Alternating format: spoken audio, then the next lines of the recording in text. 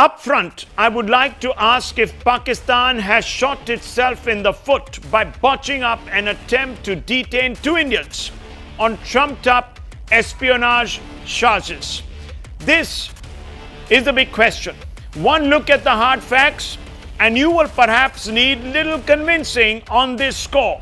Let me take you up front to the hard facts, because that's what we believe in on this show. The first hard fact: the Indians were detained by Pakistan's intelligence agencies and not lost in the interiors of Sindh. This is what Pakistan had claimed, that they had suddenly disappeared into the interiors of Sindh province and therefore could not be found. Well, that is a lie. Hard fact 2: the Indians could not even be reached on their mobile phones, which suggests that their phones were seized, or they were in fact switched off deliberately.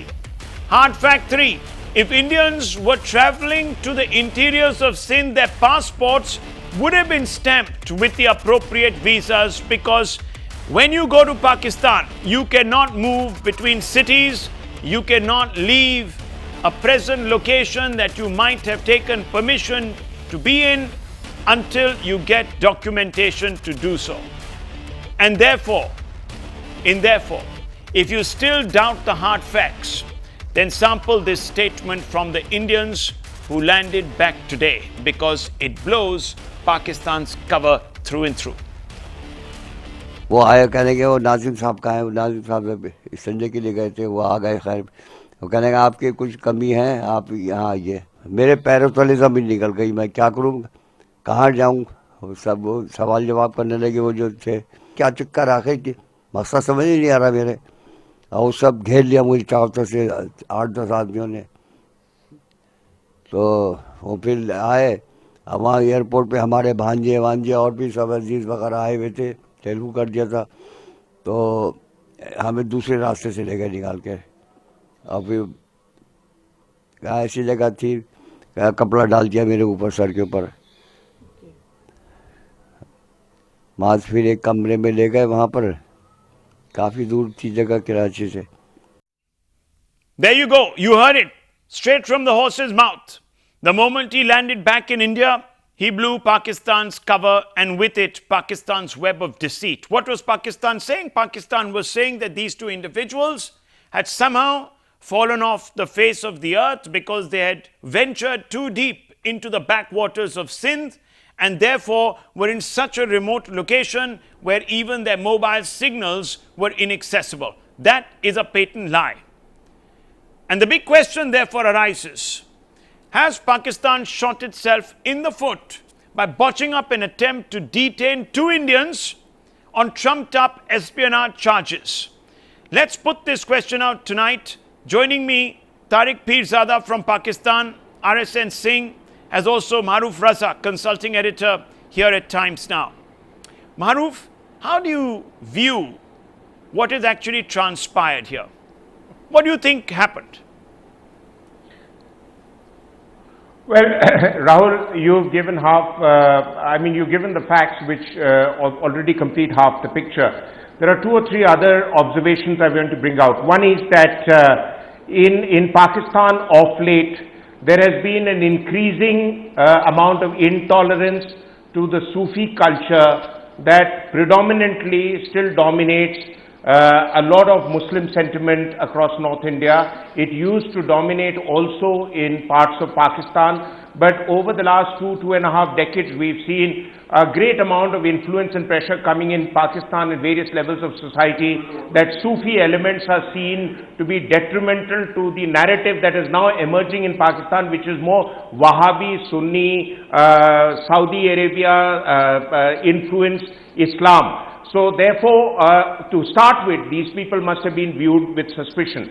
The second aspect is that there is a great deal of uneasiness in Pakistan of certain Sufi sentiments still wanting to bounce back and connect with India, where these people could have been seen as a bridge to be doing so. So therefore, they were probably arm-twisted to come out with what was probably seen as a Government of India agenda, but is clearly not, because Clerics from the famous dargahs in Ajmer Sharif, Hazrat Nizamuddin Aulia and other dargahs do go to neighboring countries like Bangladesh quite extensively and have large following of people who connect with them on regular basis. This is lesser the case with Pakistan, but Pakistan does not want to veer back into what was the culture about 2.5 decades ago. The third point is that if the intelligence agencies were working to a plan, they clearly botched it up, and Pakistan has the dubious distinction of their intelligence agencies, even in the past, making botched attempts to nail Indians. Only in this case, the matter spiraled out of control too quickly for their own comfort. And with the foreign minister coming into play, they obviously had to kind of take a few steps back and send them back. As yet, the few statements made by the Nizam Sahab are clearly indicative that they were interrogated, they were arm-twisted, and they were probably seen suspiciously, which I find very difficult to accept because they were given a visa by Pakistan after due consideration. So why were they put through this exercise of interrogation when that exercise should have already been completed by Pakistan and its High Commission here in Delhi to find out what their agenda was?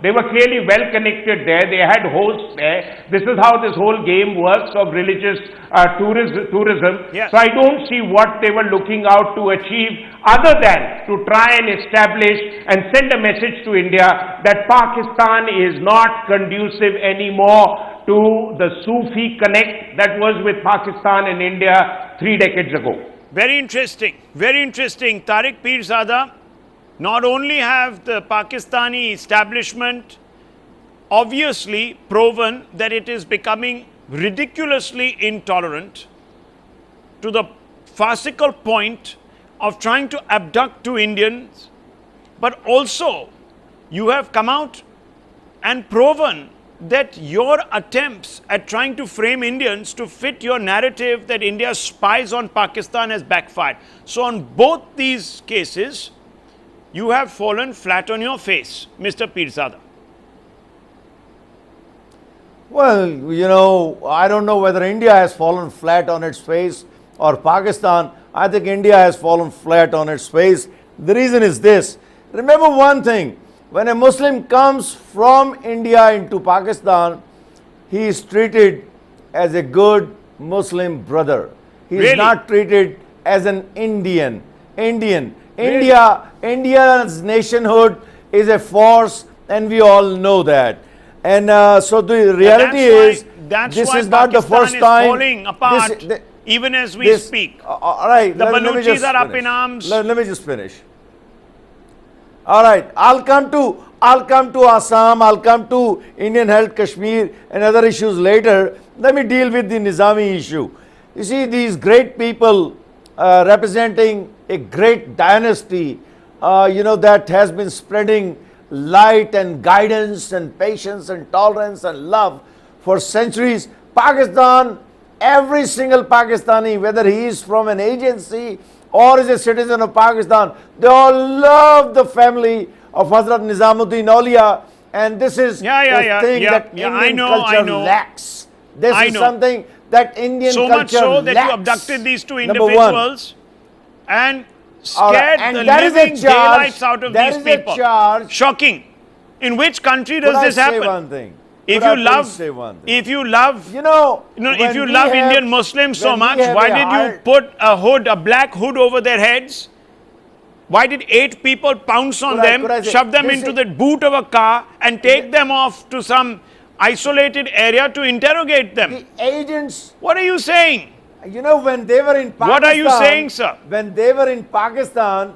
What are you saying? They were not in news in Pakistan because that was not an abduction. They just came, they met their people. Right. They were not even asked to file. So why would they come out? Why would your newspapers, Mr. Pirzada, one second, why would your newspapers then look upon them as raw agents and suggest that they were up to no good in Pakistan? Did not look upon them as someone missing. Our newspaper Your said, newspapers this came is out what with this the report. It's Indian in my hand, sir, right newspapers now. are saying. And they said that This is these what the individuals were Indian raw agents. government And on is the back saying. of that, And your you're favorite- overly and imaginative. your favorite Excuse me, you're channel, overly Jio, and imaginative. Mr. ISR Kamran pounces Khan, on them and they locks them came up up and with throws the them into story, a jail. but nobody One second, could let me bring in the fabricate a others. One story second. Colonel against Harrison. Pakistan. Colonel Harrison, where do you stand on this? And I also then want to go back to Maruf Raza. Yes, Colonel Harrison. They were free people then, they are free people now. I can and see this that. is a falsehood that you are I disseminating. can see that, sir. Rahul, this incident has exposed the fragility and deviousness of Pakistani brand of Islam, and Maruf is absolutely right when he says yes, that we are yes, holding there is Kulbhushan, a great person, churning. a Navy spy. Yeah, You don't talk about there is it. a great, We are holding him. Now, that is a correct statement. there is a great We churning. are holding Kulbhushan There is a- Yadav, and he's going to be tried very soon. That's going to happen. Can you keep quiet? Can you keep quiet, please? I don't speak over others, and I get very upset. You know what I'm saying could you is that talk to Maruf me is through your absolutely anchor? right. Could you talk to me through your absolutely. anchor? Yeah. I'll talk to him. I know him well. Rahul Sahib, what I was saying, what Maruf has said Oh, is you that this definitely comes in the know me wake well. of this Lal. Don't get distracted. This comes in the wake of Lal India Kalandar Stands exposed. Oh, come on. Listen. India mistreats Listen. Muslims. Rahul, you lower his meter for God's sake. 20% of the Mr. You know there is so much. There is so much of clutter on my earphone. For God's sake. This is not your pulpit here. Excuse me. Stop ranting on and on. Calm down. Let someone else speak. Are you so scared of being exposed? No, are you so scared of being exposed? To serve your interest. Mr. Pirzada, can you just zip it up for 30 Rahul, seconds? Rahul, Zip it up. Yeah. Just Rahul, what I was saying is that this comes in the wake of the Lal Kalandar, attack. I mean, we know the Islamic State has own responsibility for that, and the Islamic State is nothing but a new machine that the ISI is building. And this is not the first time. This is not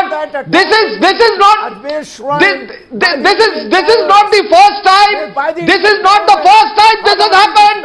It happened in the late 70s.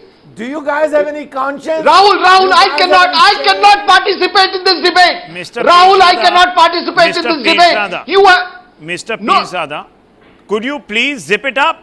Yes, sir. I'm asking you. he Show is the breaking my courtesy. chain of thought. Your right. agencies can't be courteous All to right, your all right. visitors. At least show courtesy to fellow panelists, for God's sakes. What is wrong with you? Calm down.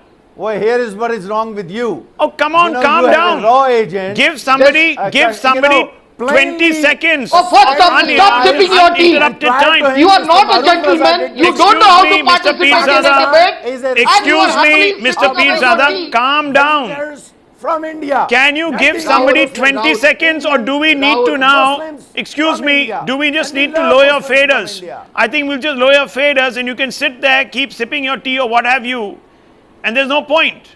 So let someone else speak. It is a nice cup of tea, by the way. What I was I hope it telling, is tea. What I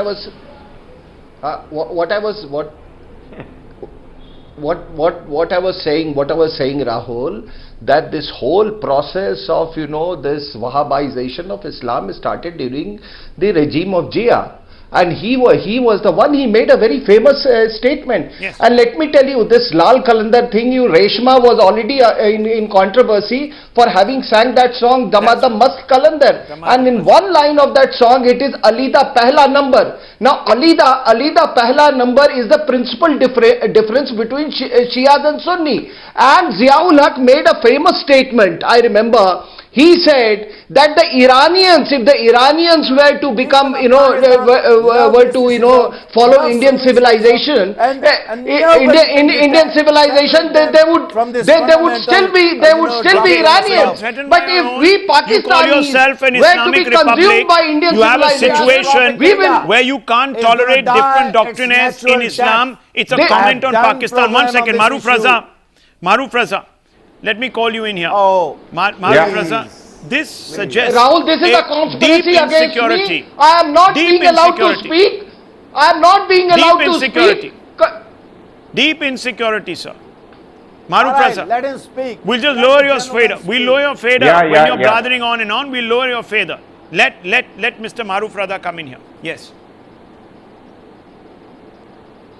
Rahul, may I just request that while we speak, when you get, guests like Mr. Pirzada who have made a reputation for themselves by coming on times now, you can let them speak, but when their turn is over, you should just shut their volume off. Otherwise, they don't let coherent points. I think Colonel Arisan was making some very, very, very valid points. The one central point is, and I go back to my central argument, that the bridge between Pakistan and India can only be built by the love and the peace which is propounded by the Sufi culture. Now please understand, I am not an Islamic scholar as such, but I have reasonable understanding about my religion and its various major elements. Now in the subcontinent, there were largely three streams: the Deobandi, which is relatively hardline, the Barelvi, and the Sufi, and other than the other traditional forms of Islam.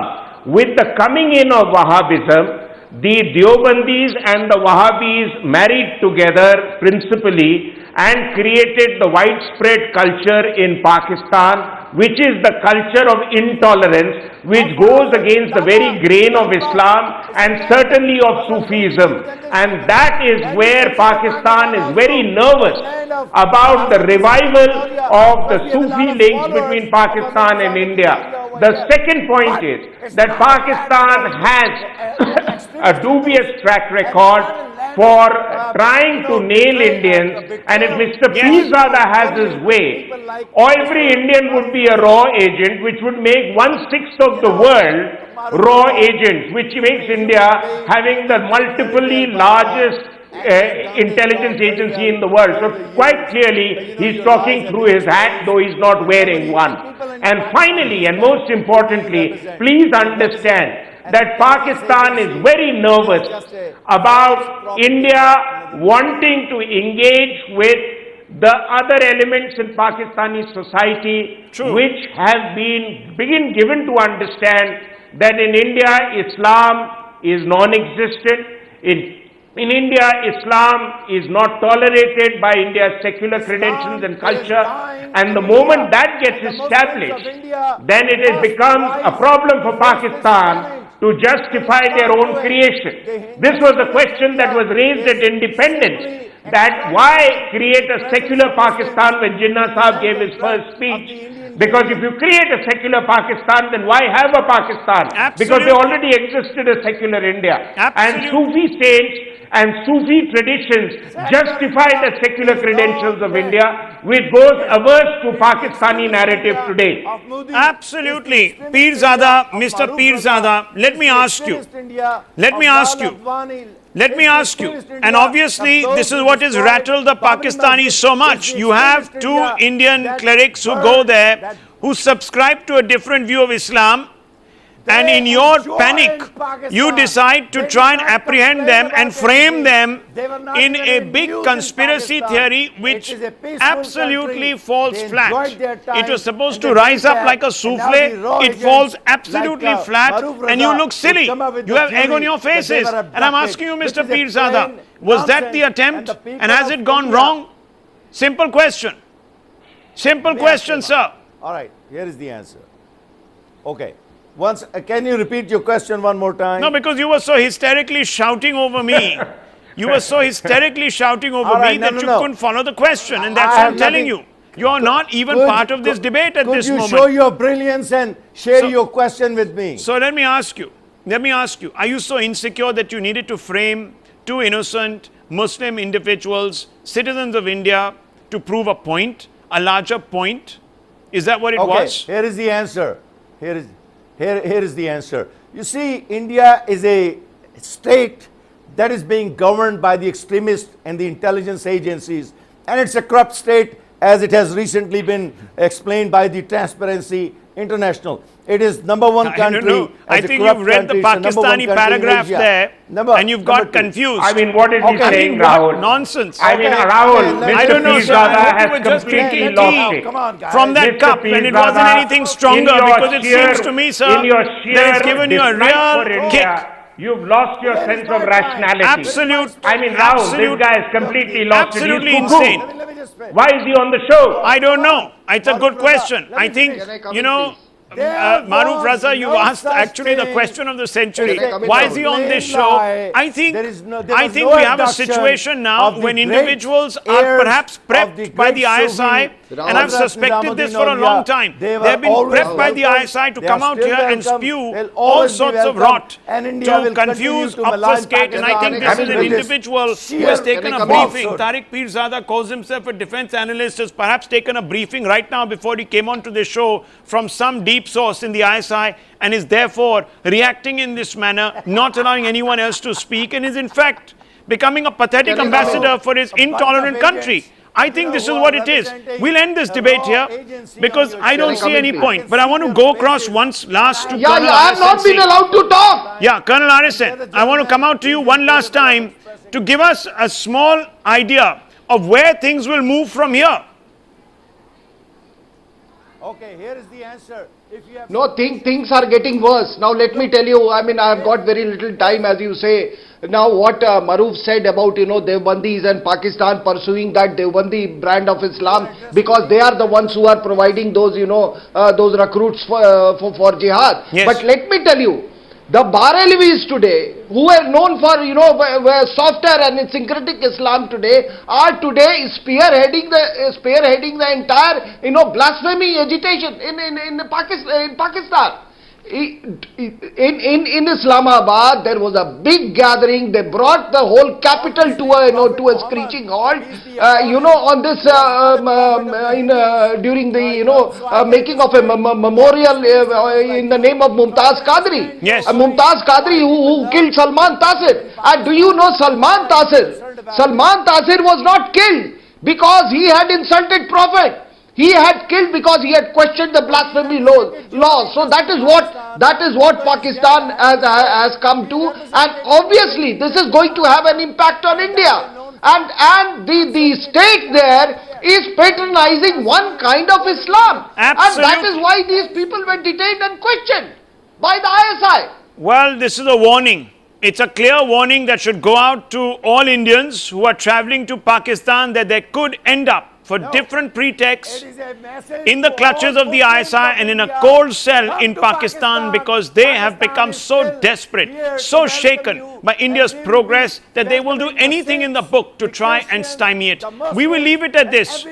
I'm sorry, Mr. Pirzada, you've just blathered your way through this show, made a complete, and I'm sorry to say this, complete nuisance of yourself.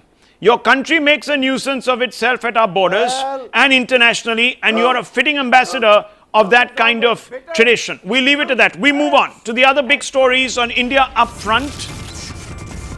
The NIA has issued fresh summons to controversial Islamic preacher Zakir Naik. The National Investigative Agency has asked Zakir Naik to appear before it on March 30th in a case filed against him under an anti-terror law.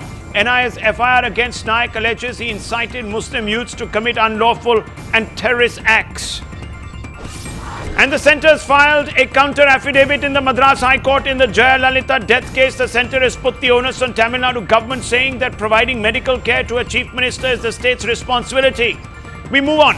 It's a wake-up call for the new UP government to the scourge of mass cheating. Students have been caught on camera blatantly indulging in mass copying during the Class 10 examinations of the UP board. Students were caught on camera copying from carbon copies of answer sheets. Would you believe it? And it's taken 6 days for Chief Minister Manoj Parrikar to distribute portfolios in Goa. Finance is among the 6 portfolios that Parrikar has kept with himself. Allies have begged for and have bagged key berths. Goa Forward Party's Vijay Sardesai has got town and country planning, while Maharashtra Awadi Gomantak Party's Sudhir Dhavalkar is Goa's PWD minister. Yogi Adityanath's first day in office in Uttar Pradesh mirrored Prime Minister Narendra Modi's first day in office in 2014. Just like the Prime Minister did 3 years ago, the new UP Chief Minister summoned all his top bureaucrats for a meeting and made them, believe it or not, commit to ushering in an era of transparency, cleanliness and sensitivity in governance. His commitment to put manifesto ahead of Mandir has raised hopes that the Modified, pun intended, Modified Yogi could perhaps end up surprising his critics. Listen in first to a little excerpt of that dramatic development, unprecedented. Yogi Adityanath standing up, taking a pledge and asking all the bureaucrats in his state who he had summoned to follow suit. मैं शपथ लेता हूं कि मैं स्वयं स्वच्छता के प्रति सजग रहूंगा और उसके लिए समय दूंगा। हर वर्ष 100 घंटे यानी हर सप्ताह 2 घंटे श्रमदान करके स्वच्छता के इस संकल्प को चरितार्थ करूंगा। मैं यह मानता हूं कि दुनिया के जो भी देश स्वच्छ दिखते हैं उसका कारण यह है कि वहां के नागरिक गंदगी नहीं करते और नहीं होने देते हैं। Okay, the big question therefore that goes out. By surprising his critics and giving a berth to a minority in his government, has Yogi Adityanath allayed fears of those who see him as saffron hardliner? Or is the Congress and other opposition parties who call themselves secular right in suggesting that Yogi's talk about Vikas is only a mask for pushing hard-line Hindutva at a later date? These are the questions, and to take those questions tonight are joining me Junaid Mattu of the National Conference, Dr. Sambit Patra of the Bharatiya Janata Party, and also Professor Rakesh Sinha, RSS ideologue. I want to first begin with you, Dr. Patra, because many people are saying today, after viewing all these developments in Uttar Pradesh, that this is all an interesting cloak that is being thrown upon unsuspecting individuals to hide the reality. How do you respond to that? See, my first statement, since the debate of yours today opens with the opening line, Sabka Yogi, I would say Apna Yogi, Sabka Yogi. He is our Yogi and he is Sabka Yogi. And the second issue, as far as this so-called threat perception of the opposition party is concerned, let me remind you that in fact the opposition, particularly the Congress, in fact has been instilling such kind of fear amongst the people of India. Remember 1st May 2014, just before the elections of the 2014, just before Mr. Narendra Modi became the Prime Minister, Mr. Rahul Gandhi in one of the rallies in Himachal Pradesh had said that if Mr. Narendra Modi becomes the Prime Minister of India, then 22,000 Muslims would be killed. I don't know from where he got this figure of 22,000. Everyone knows what Rahul Gandhi is. But then he was summoned by the Election Commission. He was notified by the Election Commission as to why he spoke such. So instilling fear into the minorities and the people in general when they are big losers is something what the opposition does. As far as the track record of Mr. Yogi is concerned, though Mr. Yogi, I repeat oft now, though Mr. Yogi is younger than Mr. Rahul Gandhi, but look at the track record of Mr. Yogi. He is a 5-time member of parliament, and if you would go by the track record, he has one of the cleanest track records in the parliament. The number of questions asked, the attendance in parliament, the private bill that he has brought to the parliament, and the way he has performed in his constituency of Gorakhpur. And I'm sure everyone would agree with the fact that Gorakhpur is not a constituency which does not have Muslims or other castes. It is a heterogeneous constituency. It has all kind of representation, every caste, every creed, every religion. So these people have been living happily under Mr. Yogi's membership. The baseline takeaway is that the opposition is deliberately playing on the fears of the minorities to score political points to discredit Yogi Adityanath. Is that what's happening, Junaid Mattu? Is that what's happening?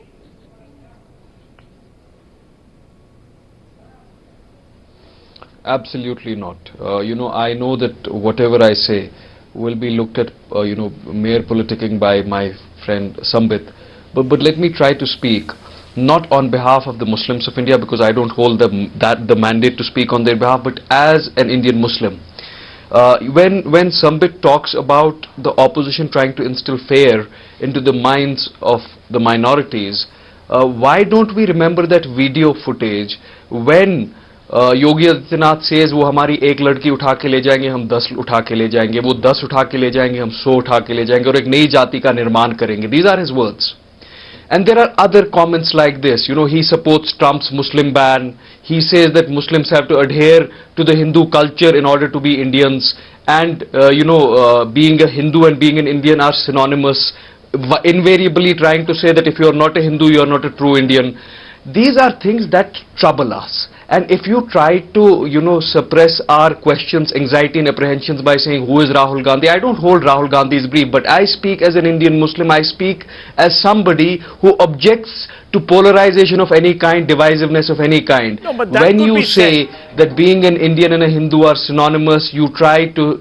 But Mr. Mattu, that could also be said Sorry? of Rahul Gandhi, and you know that he's facing a torrid time in court because he equated the RSS in a manner that I can't bring myself to speak, because I will also be hauled up for contempt by spreading and giving publicity to a falsehood. So you know that Rahul Gandhi is not above playing polarizing politics. So what applies the other side also applies here. Why is it that Rahul Gandhi's intent is not judged by his words, but Yogi Adityanath's intent is judged by his words, Mr. Mattu? I can't understand this.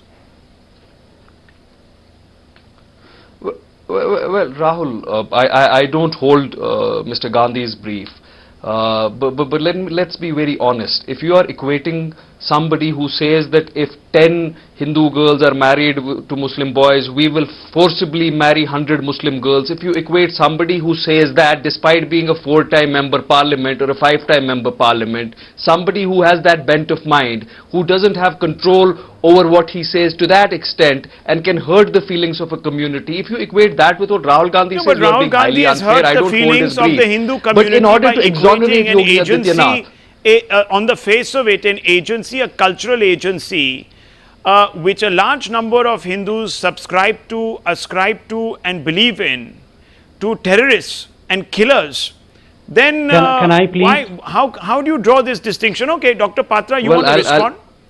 Respond to what Mr. Mattu is saying, that the comparison is facetious. Yeah,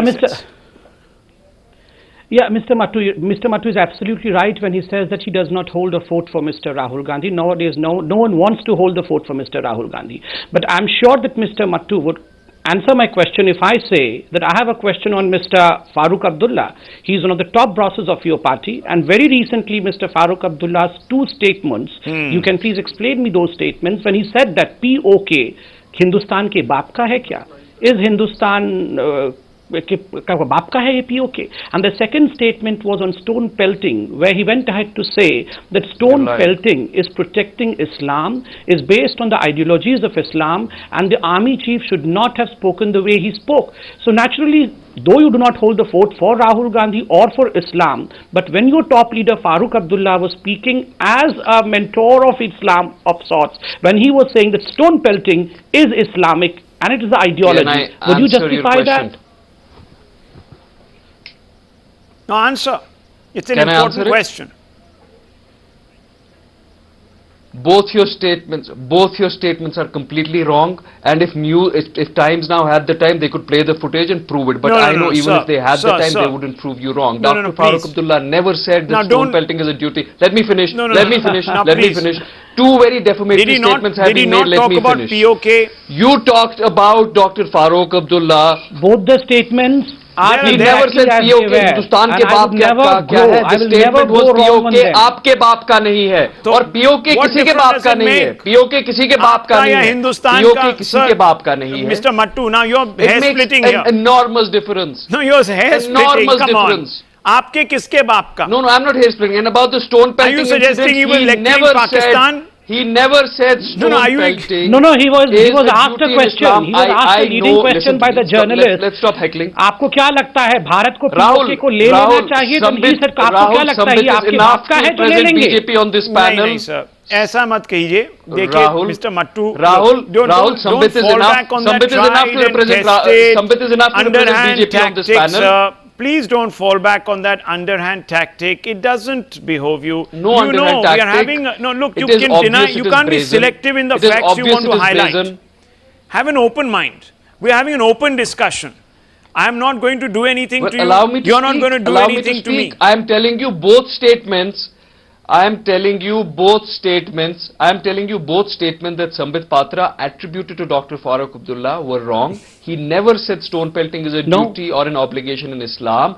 He said that these people are not afraid of consequences. I've debated on I've debated on the topic. Young people to pick up the gun. What he said. Your translator is wrong. He did asked the young of the state to pick up weapons. He did not. Okay, fine. He didn't. Okay, he didn't. Fair enough. If he has said that, Rahul Shivshankar, I will quit politics. If he has said that, he has never said that. Okay, sir. He has never said that. Okay, fair enough. He has never said that. Let's get back to the discussion. Let's not get back into the morass of whether Mr. Farooq Abdullah said aapka ya kiska. Let's get to the point. The point here is not that. The point here is that is a fear psychosis being built up around an individual because of a past. And I want to come out to Professor R.K. Sinha. Professor R.K. Sinha, there are individuals who are today looking into the past, saying that Yogi Adityanath has made statements. They are public record, and I am glad that you are not denying them, and neither is the Bharatiya Janata Party denying them. But the fact is that he has started off on a very secular note. He has inducted a Muslim into his cabinet. He has also, and many people perhaps don't know this, but a Muslim tends to his cows in his gaushala, who has been there for almost 20 years. And his father has also tended to those cows in the gaushala with great love. Fourthly, I want to make the point, and it's an important one, that he has without exception stayed away from the narrative of Babri Masjid, etc., etc. And if he was that susceptible and that keen on furthering the Hindutva agenda, why isn't he bringing it up? I'm asking you. Rahul, I am not surprised if Adityanath is being attacked by the people who have dominant position in Indian politics and in Indian intellectual discourse. When a dominant force loses its base, then they start using the culture of demonization. You just see when Narendra Modi was declared the prime ministerial candidate, the way they behaved, they declared that anybody in BJP acceptable except Narendra Modi. When Amit Shah was declared as the party president, I faced a lot of debates where the opponents of the BJP said anybody is acceptable except Amit Shah. Now it is the chance of Mr. Yogi Adityanath. I am giving one empirical data. Just see, he was a five-time MP, as rightly Sambit Patra pointed out. You see, in the parliamentary session, it is the PRS research. It is not my research. His attendance is 77%. Rahul Gandhi's attendance is 54%. Private members' bills average is of every parliamentarian is 1.4. Yogi Adityanath is average is 3. Most important thing, he raised 284 questions. National average is 180, and Rahul Gandhi is 0. And participation debate, it is 56% of Yogi Adityanath and Rahul Gandhi is 0. I am not comparing Rahul Gandhi just to degrade him. The more important point is that what doesn't he raised. Address the larger the question of that child doesn't labor, make him any less. No, hang on. We have to separate a little bit of the wheat from the chaff here. Now I am coming to. No, you can argue about his punctiliousness. They are quoting. No one will question that. You need to address the questions I've asked you. There is a fear. There is a fear amongst a large number of minorities that the past will shadow the future. There is no. So I'm asking you. This is the old tactics of This is old tactics of Indian secularists to create a fear psychosis in the minds of the Muslim community to consolidate as a vote bank. I am giving one example.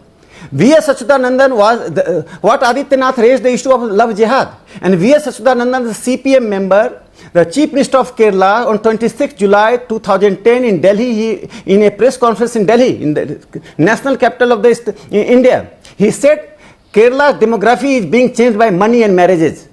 Will you say that? Tell me something. Achuthanandan is saffronizing? Achuthanandan is a fringe element? No. Kerala High Court raised the question no one of raised jihad. that point. It's a question of ghar bapsi. It is when one individual from the roots. Congress, a candidate from the Congress party in the height of the 2014 election said obnoxious things against Hindus, there was never a question raised. In fact, that individual was not even suspended by his party. And we know what happened to that individual. But Junaid Mattu, I want to ask you a more simple question. Why would someone like the National Conference chief be a part of the NDA government in the past, when individuals like that were part of the Bharatiya Janata Party?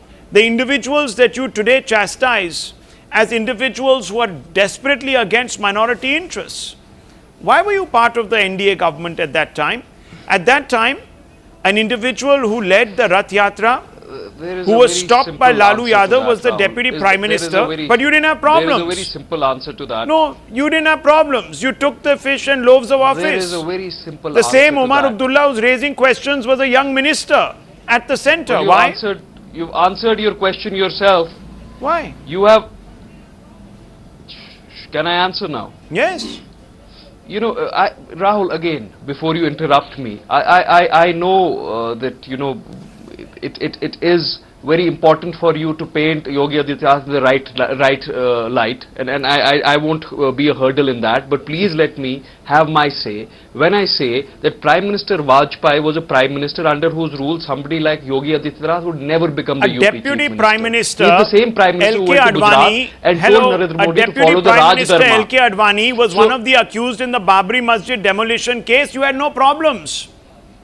You had no problems. Are you comparing I'm only asking to you. Yogi Adityanath? I am only asking you. Are you comparing LK Advani to I'm Yogi only asking Adityanath? you. Is that what the Yes, BJP wants Uma to do Bharti now? was Chief Minister of Madhya Pradesh. Are we going you had a to... situation. No, one second. You need to answer and explain.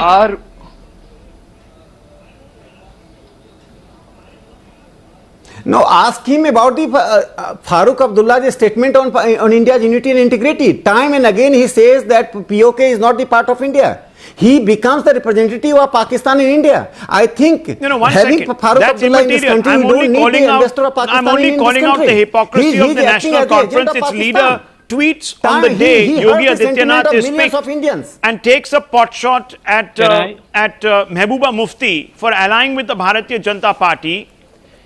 And the same question goes unanswered on this debate. When the National Conference was in power with the NDA at the centre and at the state level, at that time there was no issue. Why?